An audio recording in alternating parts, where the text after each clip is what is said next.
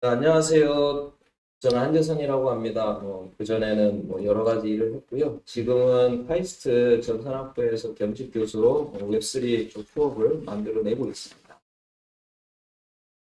저의 간단한 이력인데, 이전까지 한 3개 정도 회사를 만들었고요. 다양한 종류 회사를 만들었습니다. 그리고 저도 전자과 박사를 받았지만 전공 자체는 전산 쪽이었기 때문에 계속 개발이나 이런 영역을 해왔고, 그러다가 이제 창업하면서부터 좀 사업 쪽으로 접어들게 되었습니다. 그리고 최근에는 올해 이제 봄학기부터 웹3 관련된 앱 개발 수업을 카이스트 전산학부에서 개설하는 걸로 지금 준비를 하고 있습니다. 자, 오늘 이제 웹3 관련된 말씀을 많이 드릴 건데, 웹3를 이제 본격적으로 말씀드리기 전에, 웹이 이전까지 어떻게 흘러왔는지 히스토리를 보면서 이제 웹3가 왜 지금 등장하게 되었는지 거기에 대한 말씀을 먼저 좀 드리도록 하겠습니다. 아마도 여기는 이제 학생분들이시기 때문에 이 처음에 웹이 등장했을 때 이 웹을 써보신 분들 거의 안 계실 거예요. 저는 썼습니다. 그만큼 이제 나이가 들었다는 건데 이게 1991년도에 월드와이드 웹이라는 첫 페이지가 만들어질 때 그 웹페이지 모습이고 우리 옆에 보이시는 분이 이 웹을 처음으로 만들어낸 팀 버너스-리 경이시죠. 그래서 처음에 웹이 나왔을 때 그때 이제 기술이 많지 않았어요. 그래서 세 가지 키 컴포넌트 기술이 이 웹을 지탱하는 거였는데 어디로 갈지에 대한 그 아이덴티피케이션한 어드레스로 URL 그리고 웹페이지를 만드는 HTML 그리고 서버와 클라이언트 사이의 커뮤니케이션하는 프로토콜로서 HTTP. 그래서 이 세 가지 기술만 가지고 있으면 누구든지 웹사이트나 웹페이지를 만들 수가 있게 된 거죠. 그래서 우리는 이거를 오픈 스탠다드라고 부릅니다. 이게 사실은 팀 버너스-리 경께서 처음에 만드셨을 때 이걸 특허를 내야 되겠다. 그리고 이걸 그 상용 어떤 기술로 만들어야 되겠다. 이렇게 하면 사실 오픈 스탠다드가 아니고 돈을 내고 쓰는 방식으로 갈 수도 있었겠죠. 하지만 이거는 오픈 스탠다드로 풀면서 누구나 이 기술을 가져다가 쓸 수 있게 만들다 보니까 웹이 많이 퍼지게 된 되게 중요한 계기가 됐습니다. 그래서 이런 오픈 스탠다드라는 것이 그런 그 웹이 지금과 같은 모습으로 된 좋은 계기가 되었고 또 하나는 그때 킬러 클라이언트로서 브라우저가 발명이 되었죠. 여러분들은 지금 크롬을 대부분 쓰시겠지만 그전에 이제 넷스케이프라는 것이 최초로 나왔고 이게 이제 사용자들한테 쫙 깔리면서 내가 별도의 클라이언트 없이 그냥 웹브라우저 하나만 가지고 있으면 온갖 웹 세상을 탐색할 수 있게 된 거죠. 그래서 킬러 클라이언트가 어떻게 보면 새로운 기술이 등장했을 때 굉장히 중요한 역할을 합니다.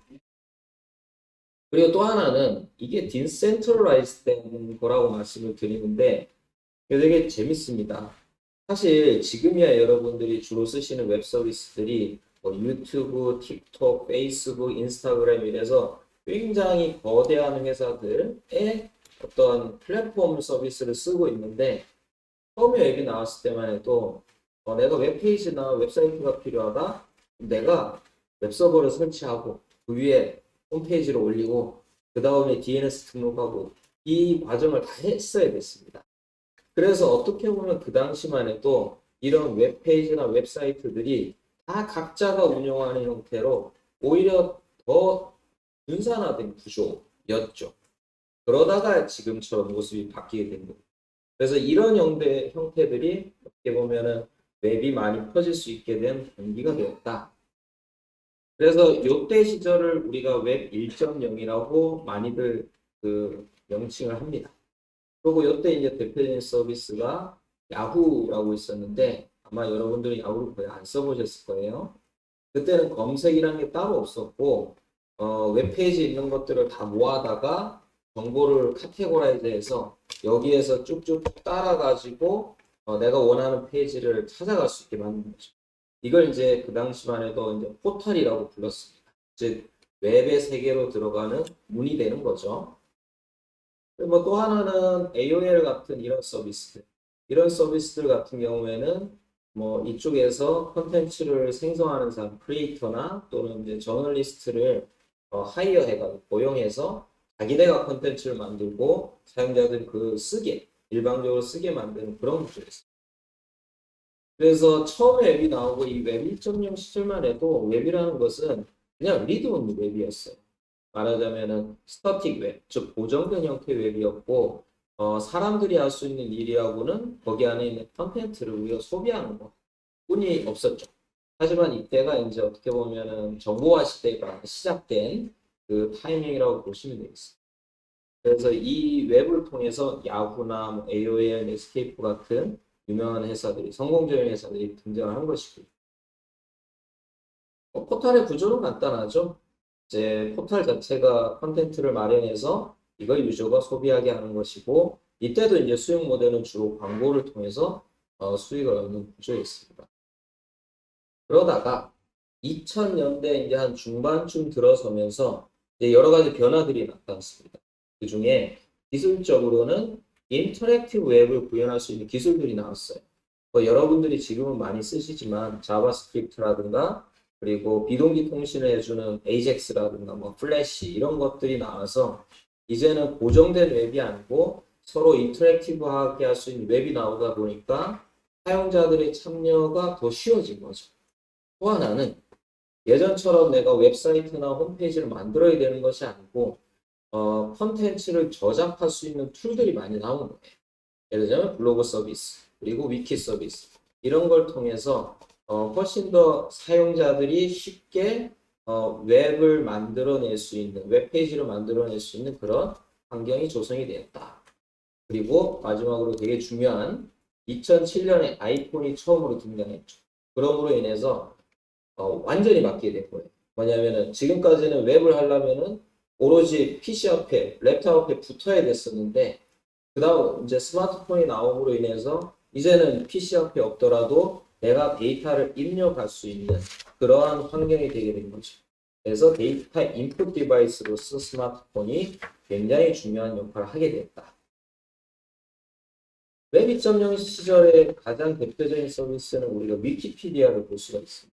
그래서 그전까지는 우리가 백과사전이라고 하는 어떤 회사 이런 데서 만들어서 사용자들이 그냥 보는 일반적인 형태였는데 위키피디아는 누구나 참여해서 잘못된 내용이 있으면 수정하고 또 새로운 그 컨텐츠가 필요하면 페이지를 새로 만들고 이렇게 함으로 참여를 해서 새롭게 만들어낸 백과사전이었죠. 또 이제 블로그 서비스, 이제 워드프레스라고 이게 15년 전에 제가 웹 2.0이 등장했을 때도 지금처럼 많은 활동을 했어요. 그래서 거기에다가 제가 정리를 하고 했던 내용들인데 이런 워드프레스와 같은 블로그 서비스를 통해서 사용자들이 쉽게 블로그 포스트를 만들어내고 콘텐츠를 만들어낼 수 있는 이런 계기가 되었던 것이죠. 그래서 웹 2.0은 우리가 흔히 리드 라이트 웹이라고 합니다. 즉 일방적으로 데이터를 컨슘하는 것만이 아니고 나도 라이트 할 수 있다는 거죠. 그래서 인터랙티브 웹이라고 하기도 하고요. 그래서 이걸 통해서 사실은 웹이 데이터가 굉장히 폭발적으로 늘어나게 된 것이에요. 그 전까지는 주로 회사들이 만들어냈으니까 제한적이었다가 사용자들 뭐 수십억 명의 사용자들이 참여를 해서 컨텐츠를 만드니까 얼마나 많아지겠습니까? 그리고 이때 이런 컨텐츠를 담는 역할을 하는 것들을 우리가 플랫폼이라 부르기 시작했던 것이죠. 그래서 웹 2.0으로 인해서 구글, 페이스북, 아마존, 뭐 트위터, 뭐 유튜브 이런 회사들이 다 성공을 해가지고 지금 같은 빅테크 회사가 된 것이죠. 플랫폼은 구조를 간단히 보자면 유저가 데이터를 생성을 하고 그 생성한 데이터가 이 플랫폼의 가장 핵심이죠. 그리고 그 데이터를 또 다른 유저들이 컨슘하는 것이고. 그래서 이런 데이터를 워낙 방대하게 쌓다 보니까 이걸 쌓기 위한 컴퓨팅 인프라스트럭처로 클라우드 컴퓨팅, 빅데이터, 그리고 이것들을 잘 분석해서 뭐 타겟 광고를 한다든가 이러기 위한 머신러닝이라든가 인공지능 기술들이 여기에 핵심 기술이 된 것이죠. 수익 모델은 여전히 광고 모델로 수익 모델이 된 것이고. 그래서 사실 지금 시대는 웹 2.0 시대라고 여러분들이 그냥 생각하시면 될 것 같아요. 그리고 웹 2.0 시대 우리는 몇몇 유명한 플랫폼 서비스들을 주로 다 쓰고 있죠. 하지만은 그와 동시에 한 몇 년 전부터 계속 이제 플랫폼에 관련된 이슈들이 많이 나오고 있습니다. 예를 들면 데이터가 유출이 된, 즉 개인 정보를 이용해서 뭐 정치적으로 이용한다라든가, 그리고 개인 정보가 노출이 돼가지고 우리가 해킹이나 피싱을 당한다라든가, 그리고 데이터를 잘못 쓰는 경우, 또는 잘못된 정보들이 막 계속 번져나가는 뭐 그런 것들, 그리고 사용자가 데이터에 대한 그 컨트롤, 제어할 수 있는 그런 게 떨어지기 때문에 어떻게 보면 우리는 우리가 쌓은 데이터지만 그걸 쓸 수 없는, 배제되는 그러한 여러 가지 문제들이 축적이 되고 있었고 지금도 많이 이슈화 되고 있죠. 그리고 웹의 관점에서 보자면 웹이 되게 센트럴라이즈드 되기 시작한 거예요. 즉 몇몇 회사들에 의해서 데이터들이나 컨텐츠가 다 쌓이게 된 것이고, 그리고 웹이 프래그먼티드 됨으로 인해 가지고 어떻게 보면은 예전처럼 막 서로 간에 막 연결이 되고 이런 거에서 좀 다른 환경으로 변했다라고 보시면 되겠습니다. 그래서 어떻게 보면 이러한 문제의식에 의해서 웹3라는 것이 새로 나오게 됐다라고 보시면 되겠습니다. 웹3는 기본적으로 플랫폼에 있는 유저 데이터를 자유롭게 해줍니다. 그리고 유저한테 돌려주는 것이죠. 그리고 웹을 원래 처음에 나왔던 형태의 좀 더 탈중앙화된 분산화된 웹으로 돌려주는 그러한 기술과 서비스들이라고 보시면 되겠습니다. 이제 이런 서비스는 여러분들이 익숙치 않을 건데 웹3의 이제 좀 대표적인 케이스로 미러닷XYZ라는 블로그 서비스입니다. 일종의 컨텐트 퍼블리싱 서비스인데 앞에 말씀드린 워드프레스나 아니면 미디엄.com, 뭐 네이버 블로그 같은 거죠. 근데 여기는 좀 달라요. 뭐냐면 내가 여기다가 글을 쓰면 이 글이 이 회사의 DB에 저장되는 것이 아니고 퍼블릭 데이터 스토어, 예를 들면 블록체인이나 또는 분산 파일 시스템에 저장이 됩니다. 그리고 그 컨텐츠는 오로지 나만 컨트롤할 수 있어요. 그래서 내가 이 뭐 데이터를 다른 곳으로 보낸다라든가 이 데이터를 못 보게 한다라든가 하는 것들을 작가가 직접 컨트롤할 수 있게 되는 것이죠. 그래서 어떻게 보면은 데이터에 대한 오너십을 유저에게 다시 돌려준 거예요. 작가에게. 그리고 또 흥미로운 점은 이런 블로그 서비스에서 이 미러다 XYZ는 내가 저장한 컨텐츠 가지고 돈을 벌 수 있게 하는 방법을 직접 마련해 줬어요.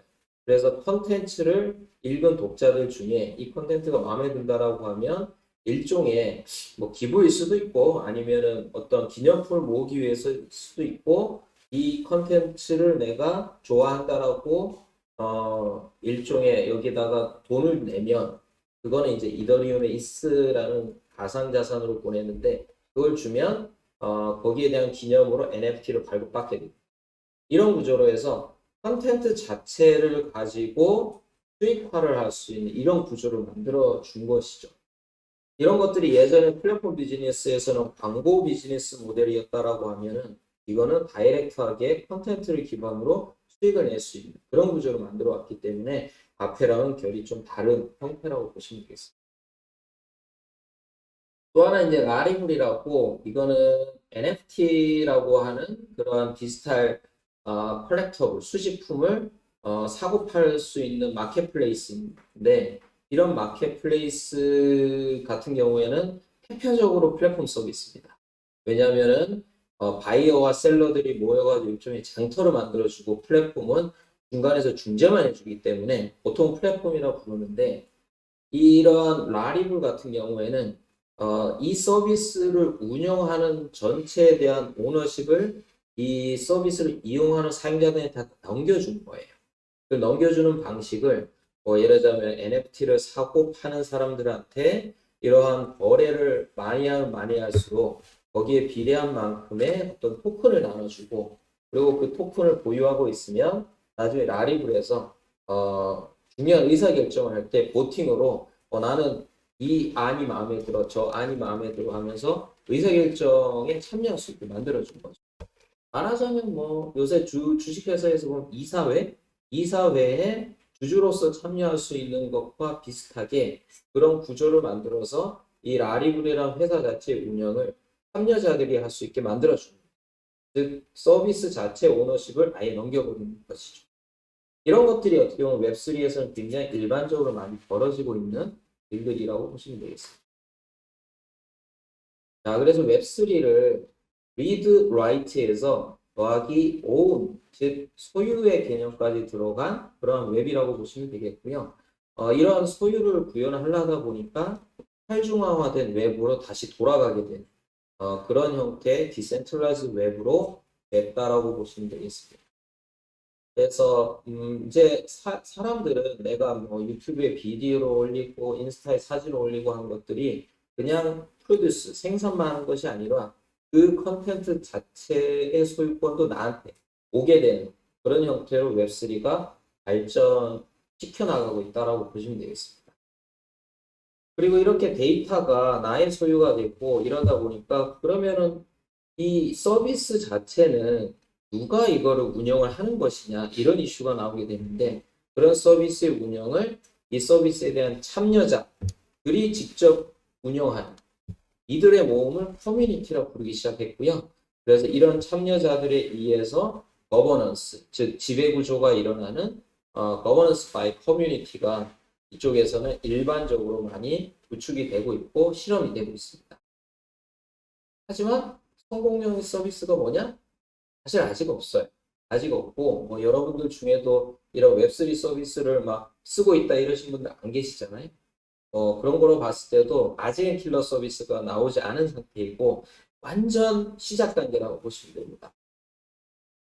사실 뭐 웹3가 이런 용어가 나온 거는 한 4년 정도 된 것 같은데 이게 이제 시장에서 많이 회자가 됐고 많이 논의가 된 건 작년 정도부터이기 때문에 실질적으로 뭐 한 1년, 2년 정도밖에 안 된 굉장히 따끈따끈한 어떤 컨셉이고 기술이라고 보시면 되겠습니다.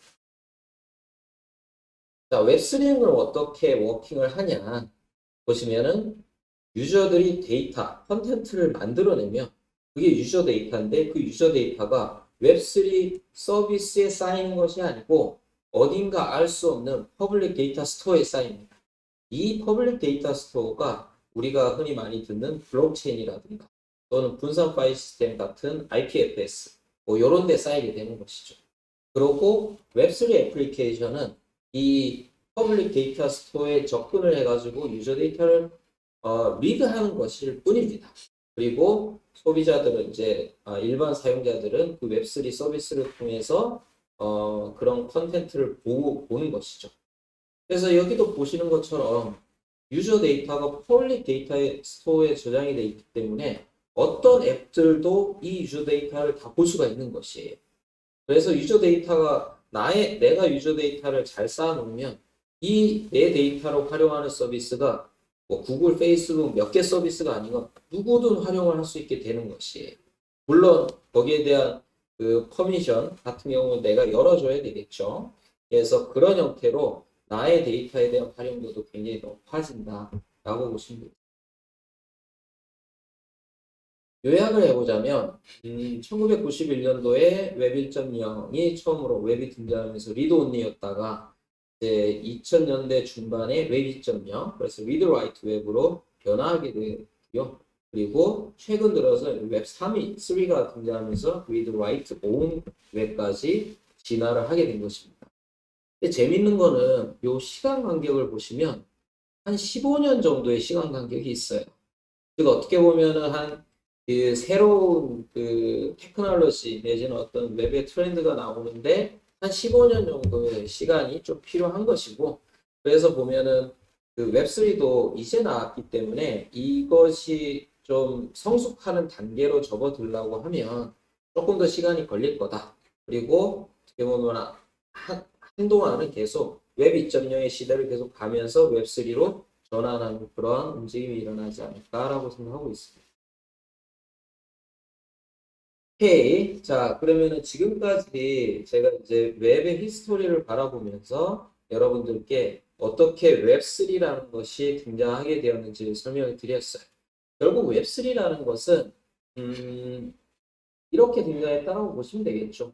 웹 2.0에서 플랫폼이 가지고 있는 너무 막강한 권력, 이런 것들이 여러 가지 문제를 양산하게 된 것이고, 이것들을 해체하기 위한 노력들을 사람들이 머릿속으로 고민을 하다 보니까, 웹이 이제는 좀 분산화된 구조로 가고, 분산화된 구조로 가는 가장 큰 핵심은 사용자의 데이터다. 그 사용자의 데이터를 어떻게 다시 사용자한테 돌려주느냐, 이런 고민을 하다 보니까 웹3라는 컨셉이 생겼고, 이 웹3를 위한 기술들이 밑바탕에 깔리기 시작하게 된 것이라고 보시면 되겠습니다.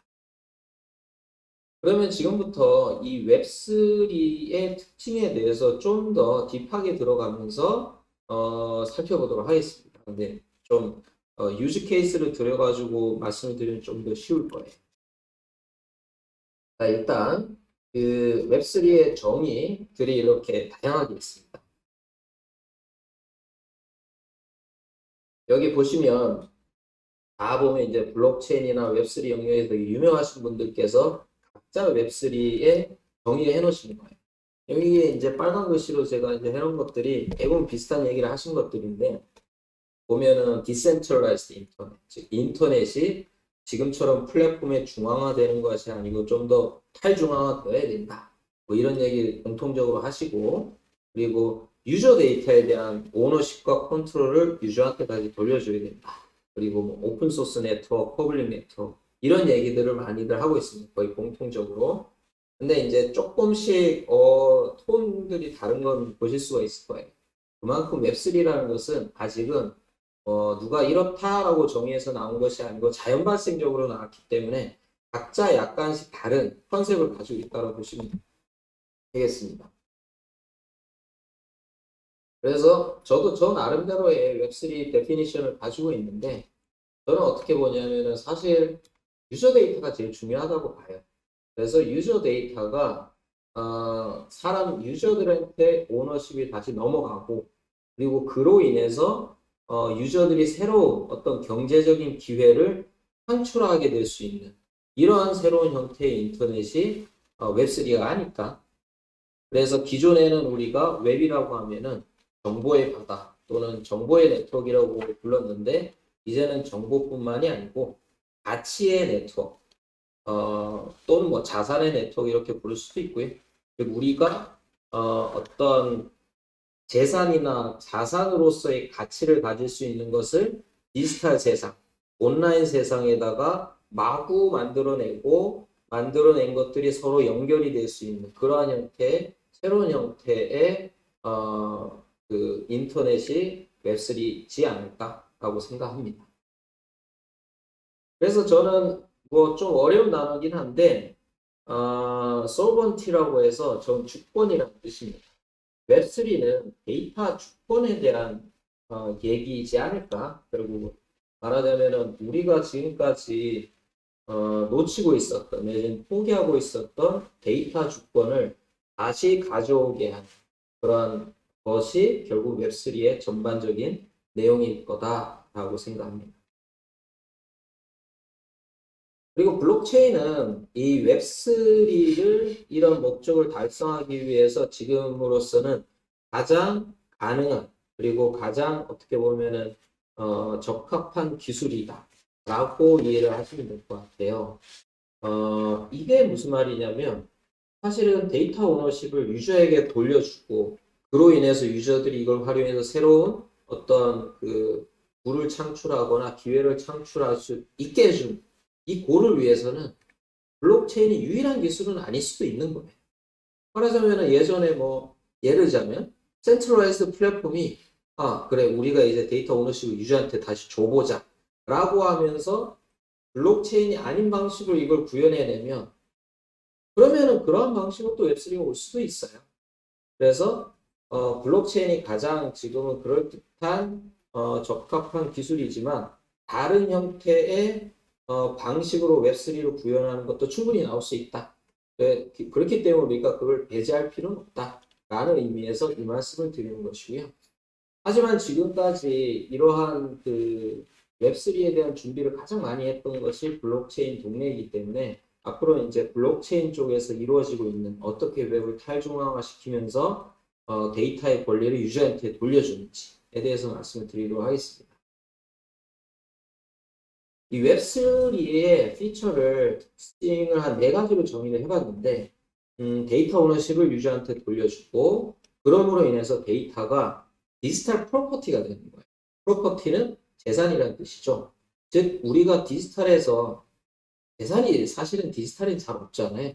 뭐, 이건 재산이라고 부동산, 뭐 은행에 있는 잔고, 주식 이런 거 생각하는데 이제 앞으로는 디지털 세상 또는 뭐 메타버스까지 가게 되면 그 디지털 세상에서의 재산권이라는 개념도 훨씬 더 중요해지고 그럼 디지털에서의 재산은 뭐냐?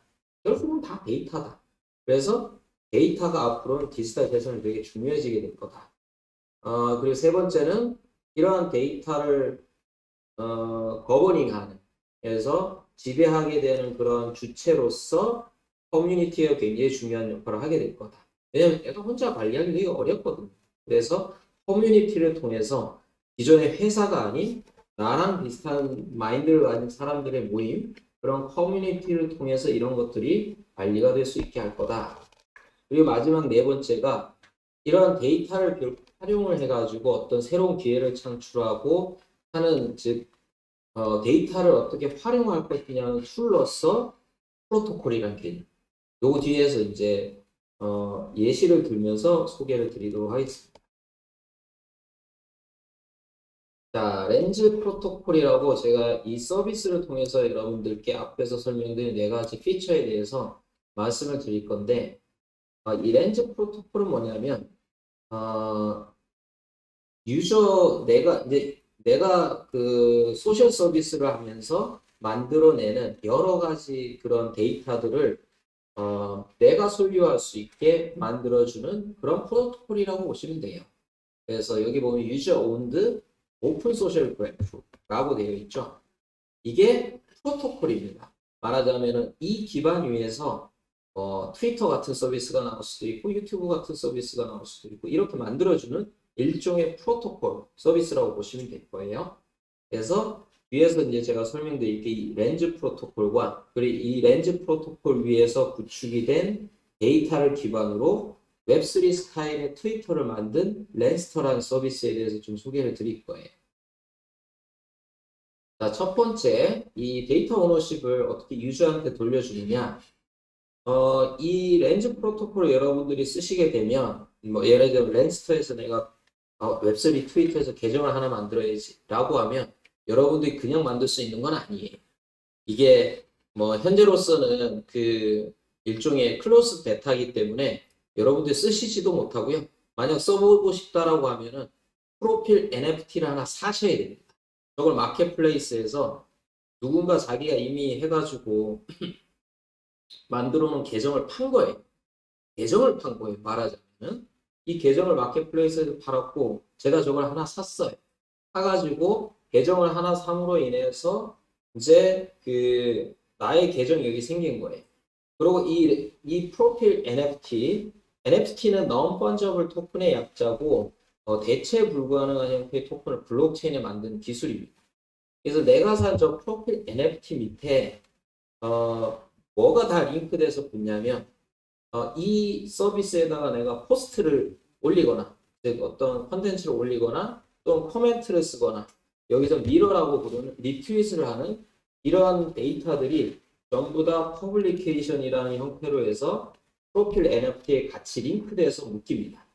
그리고 나를 팔로우하는 사람들이 있겠죠. 그럼 그 팔로우하는 사람들은 팔로우 NFT라는 걸 받게 되면서 또 프로필 NFT하고 링크가 생기는 거예요. 그리고 이러한 모든 데이터들은 이 렌스터 내지는 뭐 렌스 프로토콜이라는 회사에 저장이 되는 것이 아니라 블록체인하고 분산 파일 시스템 위에 기록이 됩니다. 이 블록체인은 폴리곤을 쓰고 있고요. 분산 파일 시스템에 저장이 되는 것은 렌스터나 또는 렌스 프로토콜의 소유가 아니에요. 이걸 컨트롤하는 것은 내가 그 메타마스크라는 내 월렛으로 여기에는 나의 어카운트가 있고 나의 프라이빗 키가 있기 때문에 이거로만 컨트롤할 수 있어요. 그러므로 인해서 데이터 오너십을 완벽하게 저한테 가져오게 되는 것이죠. 그래서 나중에 뭐 내가 이거 필요 없다 그러면은 이 전체 콘텐츠를 프로필 NFT를 딴 사람한테 넘김으로 인해서 아예 다 팔아버릴 수도 있어요.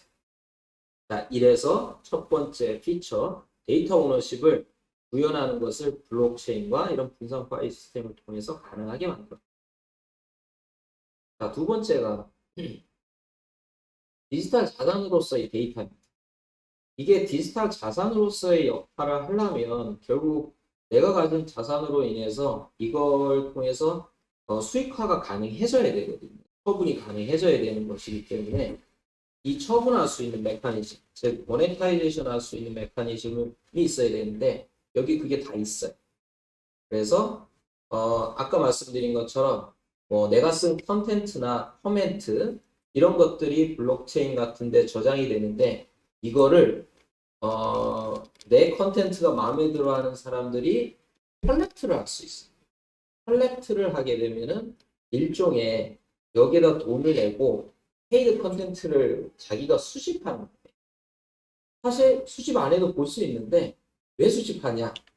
사실 뭐 이거는 여러 가지 저게 있겠죠. 뭐 나는 이 사람과 좀 더 강한 연대감을 가지기 위해서 수집할 수도 있고 나는 후원의 의미로 수집할 수도 있고 아니면 진짜 수집의 의미로 수집할 수도 있고 그런 의미로 컬렉트를 하게 됨으로 인해서 이때는 돈을 냅니다. 물론 여기 이제 폴리곤에서 발행한 매틱이라는 그 가상자산을 이 어스한테 주게 되는 것이죠. 그리고 또 재밌는 건 팔로워 NFT라고 여러분이 팔로잉을 할 때 돈을 내야 되는 거예요. 그래서 좀 재밌는 개념이긴 한데 뭐 예를 들자면은 1,000원, 2,000원 이런 식으로 제가 정할 수 있습니다. 정해서 팔로우하는 나를 팔로우하려면 1,000원은 내고 들어와라 이렇게 하는 거죠. 그러면 그 돈이 나한테 오게 되는 것이죠. 근데 왜 이렇게 하느냐? 뭐 설정으로 해서 돈 안 받고 할 수도 있어요. 그런데 돈을 받고 하게 되면 어떻게 보면 내 팔로워들이 그냥 그 단순 호기심에서 팔로잉 하시는 사람들을 필터링하고 진짜로 나를 좋아하는 그런 사람들만 오게 하는 즉 제한된 형태의 그런 소셜 그룹을 만들기 위한 그런 목적을 쓸 수가 있는 것이죠. 그래서 어떻게 보면 나랑 링크하는 즉 커넥션을 팔아서 돈을 버는 거예요. 그러면 맨 마지막으로 프로필 NFT 자체를 팔 수가 있습니다. 이거는 프로필 NFT를 판다는 것의 의미는 이 전체 내가 지금까지 쌓아왔던 컨텐츠 자체를 남한테 넘긴다. 이건 진짜 이해가 안 되는 부분이기도 한데 내가 개인적인 걸 쓰고 막 이러는 거를 예를 들면 제가 한재선이라는 그 페르소나로 쫙 적었던 거를 뭐 실명 가지고 적었던 거를 예를 들면 홍길동이라는 사람이 받았어. 샀어. 그러면 자기가 그 다음부터는 또 홍길동이라는 컨텐츠로 적을 거다. 그러면 이렇게 믹스가 되는데 이게 어떻게 되지? 그런데 벌어지고 있는 거예요.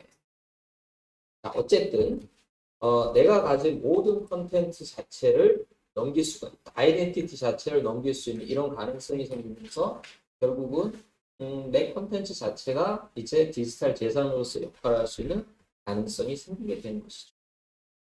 그래서 지금 NFT 마켓플레이스로 가장 유명한 저 오픈시에 가보시면 실제 저렇게 그 이미 프로필을 팔고 있는 분들이 많이 계세요. 지금 가격은 대충 한 100달러 정도에 형성이 되어 있습니다. 여러분들도 이게 서비스 진짜 궁금하시면 100달러 내고 하나 구입하셔가지고 써보실 수가 있어요. 자, 세 번째, 데이터 거버넌스 주체로서 커뮤니티라는 것입니다. 이게 이제 두 가지로 나뉠 수가 있는데 일단은 이 렌즈 프로토콜이라는 것을 거버닝, 즉 이걸 어떻게 운영할 것이냐에 대해서 커뮤니티의 참여를 독려하고 있는 거예요. 렌즈 프로토콜 만든 회사가 하겠다는 게 아닙니다. 우리가 여러 가지 많은 일을 하지만 많은 의사결정은 커뮤니티랑 같이 내리겠다.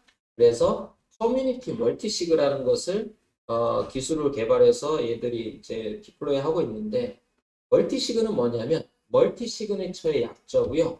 즉 여러 사람이 다중 서명을 해야 어떤 의사결정이 통과되는 것이에요.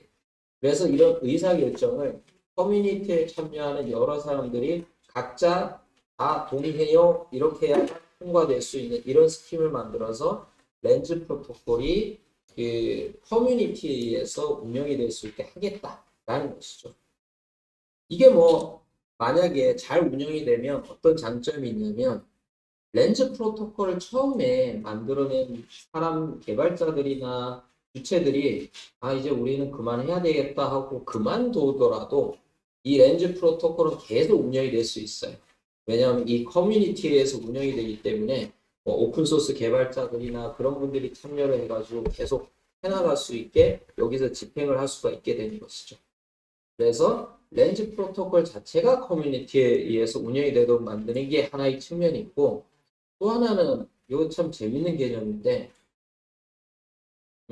이 렌즈 프로토콜을 통해서 여기에 참여하는 사람들이 자기가 스스로 소셜 그룹을 만들 수 있게 만들어 준 거예요. 이거를 이 블록체인 쪽, 웹3 쪽에서는 DAO라고 많이 부릅니다.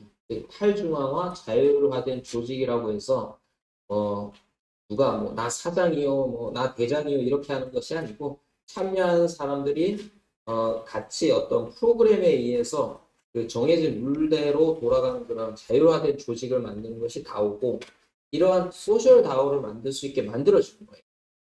재밌는데 예를 들면 제가 가지고 있는 익스텐서블 렌스라는 그 프로필에 저를 팔로우하는 사람이 1000명이 생겼다고 보세요. 그럼 그 1000명은 전부 다 팔로우 NFT를 가지게 됩니다. 저의 팔로우 NFT. 그래서 이 팔로우 NFT를 가진 사람들은 만약 제가 다오를 만들어서 이제 소셜 그룹을 만들어서 여기에서 투표도 하고 어떤 의사결정도 하겠다. 그럼 이 팔로우 NFT를 가진 사람들이 자동적으로 보팅할 수 있는 그런 메커니즘을 안에 넣어놨습니다. 그래서 되게 쉽게 이런 소셜 그룹을 만들어낼 수 있게 만든 거예요. 그걸 통해 가지고 이제 개개인들이 소셜 그룹을 만들어서 그 소셜 그룹이 거버닝을 하도록 즉 나의 어떤 컨텐츠나 나의 서비스를 거버닝할 수 있도록 만드는 것이죠. 그래서 뭐 예를 들자면 아이유가 만약에 여기서 계정을 하나 만들었다라고 하면 아이유를 팔로우하는 팬들 만약에 수십만 명이 딱 생겼다? 그러면 자동적으로 이들이 보팅하고 이럴 수 있는 스킨들이 생기는 것이죠. 그래서 되게 재밌게 써볼 수 있는 기술이지 않을까 하고 있습니다. 자, 마지막으로 데이터를 활용할 수 있는 플러스 프로토콜인데 앞에 말씀드린 것처럼 렌스 프로토콜은 소셜 그래프를 만들 수 있게 해주는 프로토콜이에요. 이거 자체가 서비스가 아니에요. 여기 안에서 쌓인 데이터를 이용을 해서 방금 설명드린 렌스터가 트위터 같은 걸 만듭니다. 그렇지만 이 서비스를 이용해서 유튜브를 만든 친구들도 있고요. 이게 뭐 렌스튜브고 인스타그램을 만든 렌스타도 있습니다. 여기 뭐 지금 한 수백 개 정도 돼요. 저기 사이트에 들어가 보시면. 자, 이게 굉장히 파워풀한 거예요. 뭐냐? 보통 우리가 이제 새로운 서비스를 기획할 때 해서 출시할 때 가장 어려운 점이 뭐냐면 초기 유저를 확보하는 거예요. 이걸 콜드 스타트 프로블럼이라고 합니다. 그래서 내가 서비스 오픈했는데 사용자 제로. 여기에서 어떻게 우리가 사용자 10,000명, 10만 명으로 가느냐. 이게 문제인데 사실은 렌스 프로토콜 위에 이미 10만 명의 유저가 쌓여있잖아요. 그럼 렌스튜브 같은 거 그냥 오픈하면 사용자가 이미 10만 명이 있는 거예요. 왜냐하면 여기는 프로필 새로 만들 필요 없어요. 그냥 내가 가지고 있는 렌스 프로토콜의 프로필 NFT로 바로 로그인 됩니다. 로그인하면은 바로 렌스튜브에 그 나의 계정이 생기고 이렇게 되는 거예요. 그래서 내가 한번 만든 프로필로 여러 서비스를 공이 똑같이 쓸 수 있는 거예요. 그리고 여러 서비스에서 팔로우도 똑같이 생기게 되는 것이고 이걸 통해서 서비스들이 콜드 스타트 문제를 해결할 수 있게 되는 것이고 그리고 어떻게 보면 내가 한번 쌓은 데이터가 다양한 곳에 다양한 다른 방식으로 활용될 수 있게 하는 그 가능성을 높여주게 되는 것이죠. 이게 프로토콜입니다. 그래서 소셜 그래프, 소셜 미디어 서비스를 만들 수 있게 해주는 게 소셜 프로토콜이라고 보시면 되겠고 웹3에서는 파이낸스를 위한 파이낸스 프로토콜이 나올 수 있겠죠. 그게 지금 이제 이쪽에서 디파이라고 하는데 그 디파이 프로토콜이 지금도 많이 있고요. 그리고 뭐 커머스 프로토콜도 생길 수가 있겠죠. 커머스 사이트를 쉽게 만들어주는 뭐 커머스 프로토콜도 나올 수 있고 게임 프로토콜도 나올 수 있고 그래서 애플리케이션 레이어가 프로토콜, 애플리케이션 프로토콜과 그 위에 프론트엔드에 해당되는 서비스를 하는 이걸로 레이어가 나눠질 수 있다. 그런 점이 되게 큰 장점입니다. 그래서 프로토콜에 인해서 웹3에서는 서비스 컴포저빌리티가 어마어마하게 상승할 수 있다라는 것입니다. 그래서 요약을 해보자면 이런 네 가지 특징들이 그 웹3의 특징인데 이것들이 다 웹3를 빌딩할 수 있는 블럭이 됩니다. 그래서 마지막으로 보자면 웹3 스택이 이런 형태로 앞에서 말씀드린 이러한 그 피처가 각각의 레이어를 구성하면서 웹3 스택을 구성할 수 있습니다. 그래서 데이터 오너십을 증명해 주기 위해서는 블록체인과 관련된 여러 가지 기술들이 기반에 깔려야 되고요. 뭐 이거는 지금 많이 좀 성숙해 하고 있어요. 그리고 그 위에서 데이터를 자산화시키기 위해서, 재산화시키기 위해서 크립토커런시라든가 NFT 이런 기술들이 계속 발전해 가고 있고, 그리고 거버넌스를 위해서 토코노믹스, 다오 이런 기술들이 발전해 가고 있고요. 그리고 그 위에서 앞에서 말씀드린 뭐 소셜 그래프 프로토콜 또는 뭐 파이낸스 프로토콜 이런 웹3 프로토콜들이 계속 나오고 있고 지금은 이제 그걸 이용해서 최종적인 웹3 애플리케이션들이 이제 등장하고 있는 시기라고 보시면 됩니다. 자, 이제 마지막 장인데, 그래서 웹3에 대한 제 간략한, 해보면은 이게 지금 한 40분으로 설명이 될 수 있는 건 아닌데, 간략하게 소개를 드렸고요. 여러분들이 웹3를 바라보실 때 이런 몇 가지 점들을 좀 주의하고 바라보셨으면 좋겠다. 뭐냐면은 지금 뭐 또 시장에서 웹3 가지고 막 많이들 얘기하세요. 근데 이게 사실은 웹3를 마케팅으로 이용하시는 분들도 많이 있고요. 근데 사실 웹3는 굉장히 어린 스테이지. 익해봐야 1, 2년 정도밖에 안 된 되게 초기 기술이고 아직은 성숙하려면 시간이 꽤 걸릴 거다. 그리고 웹3가 만병통치약도 아닙니다. 저는 아주 오랜 기간 동안은 웹3랑 웹 2.0이 공존할 것이다. 말하자면은 유저 데이터를 사용자한테 다 돌려주면 좋겠지만 그렇게 할 수 있을까? 모든 종류의 서비스나 모든 종류의 회사들 그렇게 되지 않는 구조도 많이 있을 수 있기 때문에 웹 2.0이라는 서비스들도 계속 존재할 것이고 또 일정 부분에서는 웹3 서비스가 이제 새로운 뭐 킬러 뭐 소셜 서비스를 만들어내든 킬러 파이낸스 서비스를 만들어내든 하지 않을까라고 생각하고 있습니다. 그리고 이 중간에서 웹 2.5라는 것들도 요새 많이 논의가 되거든요. 두 가지를 적당히 하이브리드한 형태의 서비스들도 계속 나올 것이다.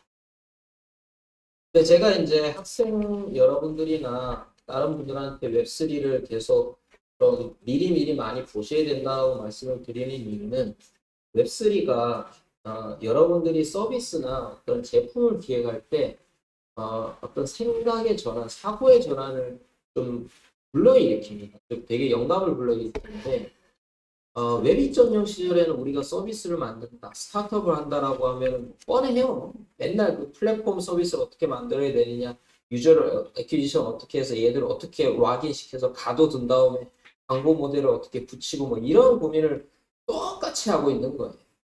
근데 다른 방식으로도 이런 서비스를 만들어낼 수 있다. 그래서 웹3의 컨셉을 여러분들이 이해를 하시게 되면 여러분들이 훨씬 더 창의적인 방식으로 제품이나 서비스를 생각해낼 수 있는 가능성이 열린다는 것이죠.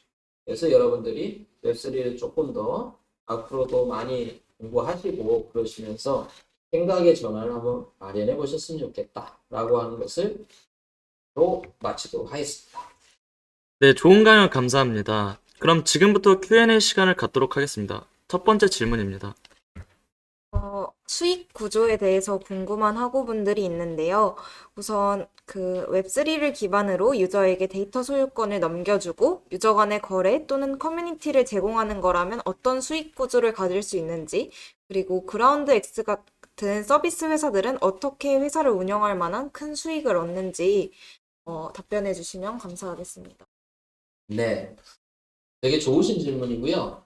이거 설명 굉장히 긴데 사실은 커뮤니티가 중심이 돼서 뭔가를 운영한다라고 하면 이게 주식회사가 아닌 구조가 돼요.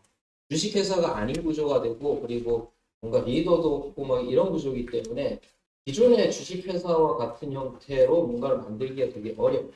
그래서 아직까지는 현재 다오라는 것에서 커뮤니티를 만들 때는 주로 토큰을 많이 찍어냅니다. 즉, 이 다오를 버버닝하기 위한 토큰을 만들어내고 이 토큰이 어떻게 보면은 이 커뮤니티 그리고 이 서비스를 운영하기 위한 자금원이 되고 이 자금을 통해 가지고 뭐 그랜트도 주고 이러면서 계속 운영해 나가는 거죠. 그래서 토큰이 그 가치를 만들어내요. 그래서 나중에 보면은 서비스가 잘 되고 커뮤니티가 잘 되면 이 토큰의 가치도 같이 증가하는 이런 형태로 해서 어떻게 보면은 웹3 서비스를 계속 운영해 나갈 수 있는 이런 구조가 되는 거예요. 물론 이게 아직 증명이 된 건 아니에요. 이게 정말로 워킹한다라고 보려고 하면 앞으로 꽤나 상당한 기간 동안 운영이 되는 서비스들이 나와줘야 됩니다. 그래서 현재로서는 그렇게 많이 하고요. 근데 뭐 앞에서 말씀하신 것처럼 예전에 제가 그라운드X를 운영할 때도 사실 그런 부분이 많이 부딪히는 부분들이었어요. 즉, 이게 그 그라운드X가 없어진다고 해도 우리가 만들어낸 서비스라든가 플랫폼을 계속 가려고 하면 결국은 우리 손을 떠나도 돌아갈 수 있는 구조로 만들어야 되고 이들이 뭘 할 수 있게 해야 되는데 그렇다면 그라운드X에서 수익은 또 어떻게 내느냐 이런 부분 이슈가 될 수 있어요. 그래서 그라운드X에서 수익을 낼 수 있는 즉 이거는 토큰과 상관없이 매출을 발생시킬 수 있는 여러 가지 사업들을 같이 기획을 해야 되더라고요. 그래서 그런 사업을 기획을 하면서 그거는 그거대로 가고 그리고 우리가 기반이 되는 플랫폼이라든가 서비스들은 또 토큰 기반으로 운영될 수 있게 이런 양쪽을 좀 다 가져가는 구조로 할 수밖에 없던 게 지금의 현황이라고 보시면 되겠습니다. 네, 좋은 말씀 감사드립니다. 다음 질문입니다. 웹 3.0의 발전과 함께 메타버스 서비스가 활성되고 있는데 과도하게 활성화되어 많은 기업, 단체에서 각각 자체 메타버스를 만들고 있습니다. 이로 인해 통합된 플랫폼 없이 각각의 메타버스를 따로 이용해야 해 메타버스의 의의가 퇴색되고 있는 것 같은데 이에 대한 생각과 해결책이 궁금합니다. 예, 맞죠. 정말 딱 맞는 지적이신데요. 이게 메타버스가 또 뜬다고 하니까는 뭐 웬만한 대기업들은 또 다 메타버스를 만들고 있잖아요. 저는 가장 아이디얼하게는 이래 갔으면 좋겠는데 뭐냐면은 메타버스의 기반이 되는 여러 가지 컴포넌트들이 있어요. 그거를 프로토콜화 했으면 좋겠어요. 이거를 예를 들자면 구글이 하겠어, 페이스북이 하겠어 이렇게 하면 안 되겠죠. 그들이 연합을 해가지고 우리가 각자 따로 하지 말고 프로토콜화를 하자. 그래서 메타버스 안에서 아바타를 만드는 프로토콜이 있고 메타버스 안에서 아이템을 거래하는 프로토콜이 있고 그리고 메타버스 안에서 땅을 만드는 프로토콜이 있고 이런 것들 쫙 각자 논의해서 만드는 거죠. 공이. 그 다음에 그 위에서 예를 들면 3D의 어떤 비주얼라이제이션 되는 부분이라든가 이런 거는 각각의 메타버스별로 각자 독창적으로 만드시면 되겠죠. 하지만 프로토콜이 공이 똑같다라고 하면 예를 들면 내가 구글의 메타버스에서 만들어 놓은 아바타를 여기 페이스북의 메타버스 위에서도 운영할 수 있게 되는 것이죠. 사실 그래서 제가 프로토콜을 강조한 것도 사실 웹의 기본 철학은 그거였거든요. 오픈 스탠다드 프로토콜로 통해서 이 프로토콜은 누구도 오너십이 없어요. 누구도 오너십이 없고 아무나 다 오픈돼서 가져다 쓸 수 있기 때문에 웹이 그렇게 퍼졌던 것처럼 메타버스도 그렇게 퍼지게 하려면 기반이 되는 컴포넌트들은 다 프로토콜화를 시켜가지고 다 같이 쓸 수 있고 또 여기에서 아무도 수익은 안 나는 거죠. 아무도 수익은 안 나고 그 위에 최종적인 메타버스를 구축을 할 수 있게 만들어주면 오히려 훨씬 더 메타버스가 잘 발전되지 않을까 라는 의견을 가지고 있습니다. 네, 답변 감사합니다. 그럼 다음 질문 드리겠습니다. 웹 3.0에서 데이터의 권한이 사용자에게 부여가 된다면 사용자의 역할의 중요성이 높아질 것 같은데 IT 기술에 관심이 없는 사용자들에겐 어떻게 작용이 될 것이고, 유저들이 웹 3.0을 이용할 만한 가장 큰 메리트가 무엇인지 답변해 주시면 감사하겠습니다. 감사합니다. 정말 질문들의 수준이 높아서 너무 재밌네요. 맞습니다. 그게 되게 현실이고요. 사실은 유저 데이터를 유저한테 넘겨준다라는 거에 대해서 관심 없는 유저가 상당수일 거예요. 내가 저 데이터를 넘겨받나 안 받나 무슨 말이지? 이렇게 생각하시는 분들이 많을 거예요. 근데 이제 어떻게 보면 그렇게 생각하시는 것도 많은 유저들은 아직 컨텐츠를 만들어 본 경험이 없어요. 예를 들면 유튜버로서 뭐 잘하시는 분들이 뭐 얼마나 많겠습니까? 전 세계 인구의 뭐 10%도 안 되겠죠. 1% 될라나? 그래서 컨텐츠를 생성해 주신 분들이 많지 않기 때문에 사실 유저 데이터를 나한테 가져가서 뭐 하지? 이런 그거에 대해서 아직은 컨셉이 많이들 없으세요. 그렇지만 만약에 내가 뭐 꼭 유튜브처럼 뭐 그렇게 휘황찬란한 컨텐츠는 아니더라도 뭐 내가 가진 생각을 잘 글로 써가지고 뭐 블로그 포스팅을 할 수 있는데 그 블로그 포스팅이 뭐 사람들이 보는데 좀 마음에 들어가지고 뭐 나한테 클릭 아니 뭐 기부 뭐 이래가지고 한 달에 벌써 한 5만 원 정도는 오더라. 이런 걸 한 번이라도 경험해 보시면 새로운 문이 열릴 거예요. 뭐냐면 내가 지금까지 디지털 월드, 온라인 월드에서 내가 그렇게 시간을 많이 들이면서 여기에 빠져 있는데 뭐 남는 건 하나도 없잖아요. 뭐 즐겁게 시간을 보냈다는 거 빼고. 근데 내가 하는 활동들이 이게 돈이 되기 시작하네? 라고 하면서부터 이제 새로운 어떤 그 기회를 잡는 분들이 나올 거예요. 현재는 그 기회를 잡는 분들이 누구냐면 유튜버 인플루언서들입니다. 이분들도 그전에는 이런 일 안 하셨겠죠. 근데 인스타그램이나 유튜브나 틱톡을 통해서 돈이 되네라는 걸 인식하면서 그분들이 다 그 인플루언서로 들어오게 된 것이에요. 근데 사실 인플루언서 내가 돈 벌기 진짜 어렵잖아요. 근데 유저 데이터가 이렇게 사용자 소유로 들어오게 되면 돈 버는 게 더 쉬워질 거예요.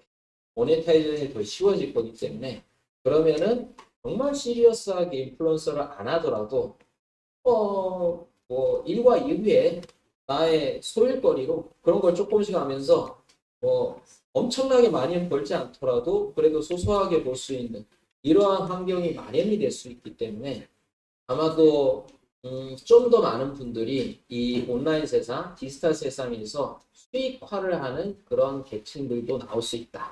저는 그리고 그게 나와줘야 된다라고 생각하고 있습니다. 네, 답변 감사합니다. 마지막으로 질문 드리겠습니다. 왜 3.0의 탈중앙화는 통일성 있는 인터넷 규칙의 부재로 인한 웹 생태계에 혼란을 줄 수 있는 본질적인 문제가 존재할 것 같은데, 이를 해결할 현실적인 방법이 있는지, 또한 웹 3.0에서 데이터 주권이 강화된다면 빅데이터 산업이 어떻게 변할 것으로 예상되시는지 궁금합니다. 사실 웹 3.0도 3.0이나 2.0도 그렇지만 웹이 1.0 이후부터는 그 W3C라는 그 웹의 표준화라는 단체 영향이 많이 줄어든 것 같아요. 특히나 스마트폰 나오면서부터 많이 줄어들었죠. 우리가 사실 웹 부르지만 앱 안에 들어간 것을 우리가 웹이라 부를 수 있을까? 왜냐면은 결국은 통신상에서 HTTP를 하고 그리고 컨텐츠를 HTML 형태로 만들고 이런 것들이 웹인데 이제는 많이들 앱으로 가게 되면서 단절화가 된 거예요. 분절화가 되면서 웹이 많이 힘을 잃었어요. 힘을 잃었다는 게 그 스탠다드 기반으로 가던 것들. 그래서 웹 2.0부터 이미 잃어버렸고 그래서 사실 다 제각각으로 하잖아요. 뭐 큰 회사들이 다 자기가 알아서 만들고 그것대로 가게 이렇게 하고 있는데 웹3도 지금은 뭐 비슷해요. 되게 초기고 그래서 앞에서 보여드린 저 소셜 프로토콜도 왠지 프로토콜이 하나 잘 나왔으면 저거 가지고 다들 위해서 쓰면 좋겠는데 아마 지금도 소셜 프로토콜 여러 개 나오고 있어요. 그러다 보니까 또 그들 간에는 또 표준화가 안 돼 있고 뭐 이런 것들이 있어서 뭐 그들 중에 누군가 살아남는 데가 또 메이저가 되겠죠. 근데 뭐 시장의 논리는 그렇게 움직이고 있는데 저도 말씀하신 것처럼 이게 좀 중립적인 도시든 뭐 이런 데가 잘 해가지고 좀 표준화될 수 있는 구조로 예전의 웹의 철학처럼 오픈 스탠다드화가 될 수 있으면 좋지 않을까? 이렇게 하는 게 좀 희망사항이고요. 두 번째 이제 웹 빅데이터 그리고 특히 요새 AI, 제너레이티브 AI나 챗 GPT로 대변되는 이런 거에 영향을 많이 줄 수 있죠. 그건 왜냐하면 지금 챗 GPT나 이런 것들이 나올 수 있는 것은 어떻게 보면은 데이터에 대한 오너십이 빅 플랫폼한테 다 있기 때문이죠. 우리가 이제 AI든 빅데이터를 제대로 하려면 이걸 엄청나게 긁어다가 분석을 해야 되는데 지금은 이제 크롤링이야 대부분 오픈되어 있는 데이터를 이렇게 가져오는 거고 이걸 가지고 내가 막 분석을 하는 거를 자기가 데이터를 오닝하고 있으니까 플랫폼들이 지금까지는 가능했는데 만약에 이제 오너십이 유저한테 있다 그러면은 이럴 수 있겠죠. 나 같은 경우에 나 소셜 그래프 나는 저런 그 AI 회사들이 내 거 가지고 러닝 안 하게 했으면 좋겠어. 이렇게 설정을 해놓으면 못 가거든. 왜냐면은 그거 다 막을 수 있기 때문에. 그래서 이렇게 되면 아마도 AI나 빅데이터 하던 곳들이 치명적일 거예요. 그래서 어떻게 보면 빅 플랫폼 입장에서는 웹3식으로 나가는 걸 그렇게 좋아하지 않을 수도 있습니다. 락인 효과도 떨어지고. 하지만 또 뭐 반대되는 이제 유저 사이드 그리고 이런 쪽에서는 이런 쪽으로 계속 나가는 걸 푸시할 거고요. 근데 뭐 꼭 웹3가 아니더라도 지금 AI에서 이미 저작권 이슈라든가 뭐 이런 부분들에 대한 논의가 시작되고 있기 때문에 그런 이슈는 웹3랑 상관없이 앞으로도 계속 일어날 것 같습니다. 네, 답변 감사합니다. 오늘 웹3에 대해서 알기 쉽게 설명해주신 한재선 대표님께 감사의 말씀 드립니다. 감사합니다. 감사합니다. 네, 감사합니다.